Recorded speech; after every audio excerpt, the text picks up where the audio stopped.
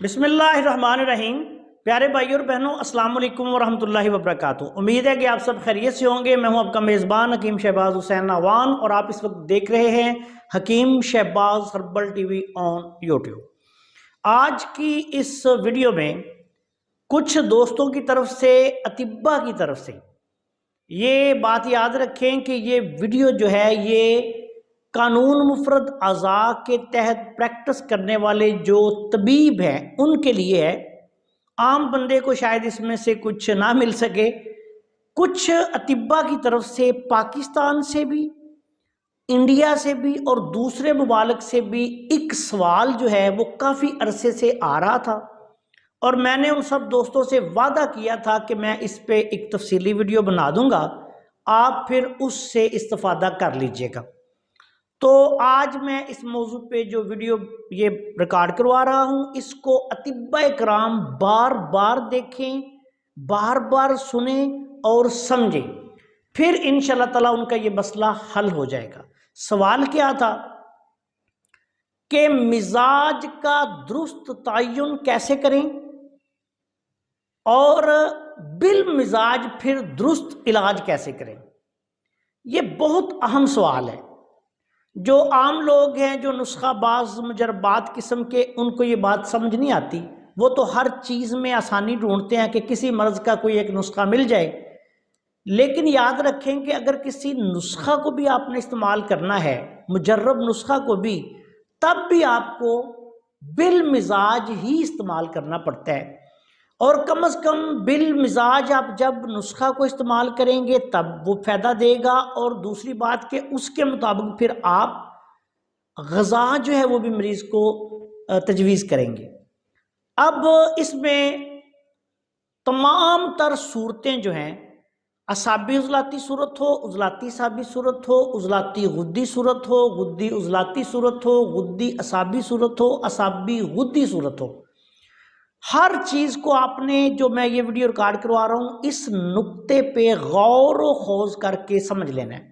اچھا، ایک مثال آپ کو دیتا ہوں۔ مثال کے طور پہ اگر ایک مریض ہے، وہ عضلاتی غدی خشک گرم مزاج میں مبتلا تھا، 6 ماہ قبل، 1 سال قبل، یا 2 ماہ قبل، یا 1 ماہ قبل، تو جب انتہائی خشکی گرمی کا اس کو کوئی مسئلہ یا کوئی مرض ہوگا، تو کیا وہ ان چیزوں کو جو اس کو نقصان دے رہی ہیں بند نہیں کرے گا؟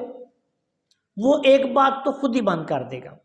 دوسری بات، جب وہ کسی بھی طریقے کے معالج کے پاس جائے گا، وہ اس کے متعلقہ جو اس کو چیزیں نقصان دہ ہیں وہ بند کروا دیں گے۔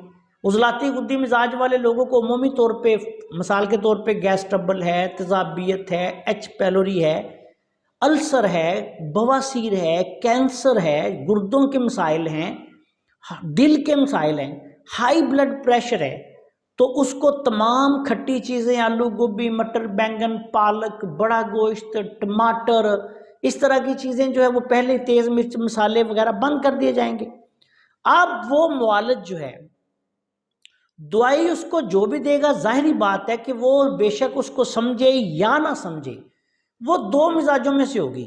یا گرم تر مزاجوں میں اگر نسخہ جات کے ذریعے بھی وہ علاج کرتے ہیں، تو ایسے امراض و علامات میں جب آپ مزاجوں کی نظر سے دیکھتے ہیں تو وہ گرم تر گرم سے تر سرد تک جو ہے وہ ادویات دیتے ہیں۔ اب بے شک کسی طبیب کو ان چیزوں کا علم ہے یا نہیں، وہ وید ہے، ہومیوپیتھک ڈاکٹر ہے یا ایلوپیتھک ڈاکٹر ہے، اگر وہ دوائی تجویز اس کو کسی مزاج کے بغیر نہ بھی کرے، تو لیکن عمومی طور پہ مؤثر اور مجرباتی علاج میں بھی جو علاج ہوگا وہ 5 نمبر سے لے کے 1 نمبر تک ہی ہوگا۔ دوسری بات، ایسی صورت میں خوراکیں بھی ساری کی ساری اسی مزاج کی دی جائیں گی۔ اب کیا ہوگا اس میں، اس بندے کا جب وہ یہ غذائیں استعمال کرے گا یا دوائیں استعمال کرے گا، تو وہ اس کی باڈی پہ اثرات نہیں دیں گی۔ ہمارا تجربہ تو اللہ کے فضل سے یہ ہے کہ یہ جو ہاتھوں کی لکیروں کا ایک نظام ہے، یہ تو 6 گھنٹے سے لے کے 12 گھنٹے میں لکیریں بدل جاتی ہیں۔ تو جب کوئی بندہ آپ کے پاس آتا ہے آپ کے پاس آتا ہے وہ عضلاتی غدی میں مبتلا تھا، پہلے مبتلا تھا. کچھ میں نے دیکھا ہے کہ کم علم لوگ جن کو کچھ سمجھ نہیں ہوتی، وہ پتہ ہی نہیں ان کو طب کیا ہے، نہ کسی استاد سے سیکھی، نہ کسی استاد سے تعلیم حاصل کی، نہ کسی طبیہ کالج سے تعلیم حاصل کی، نہ کسی اور ذریعے سے انہوں نے میڈیکل سائنس کی یا طب کی تعلیم حاصل کی. تو وہ ادھر ادھر کی ہانک رہے ہوتے ہیں، اور بعض اوقات استادان فن کے نسخہ جات پہ تبصرے کر رہے ہوتے ہیں، حالانکہ ان کو بیچاروں کو تو خود کچھ نہیں پتا ہوتا کہ تشخیص کرتے کیسے ہیں. تو ایسے لوگ جو ہیں وہ بھی اگر میری ویڈیو سن رہے ہیں تو وہ سمجھ لیں کہ جب آپ کے پاس مریض جائے گا تو ظاہری بات ہے وہ اس سے پہلے بیمار پہلے سے ہے، پتہ نہیں کہاں کہاں سے علاج کروا کے آ رہا ہے اور کون کون سی دوائیں کھا چکا ہے.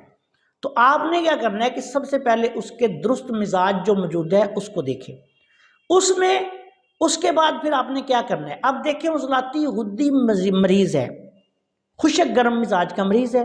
جب دو صورتیں ہوں گی، اگر تو اس کو جو پہلے طبیب یا ڈاکٹرز یا ہومیوپیتھک ڈاکٹرز انہوں نے گرم مزاج کی یا گرم تر گرم کی دوائیں دی ہوں گی تو اس کا مزاج جو ہے وہ گرمی تری کی طرف چلا جائے گا. اگر اعصابی مزاج کی دوائیں دی ہوں گی تو اس کا مزاج اعصابی کی طرف چلا جائے گا.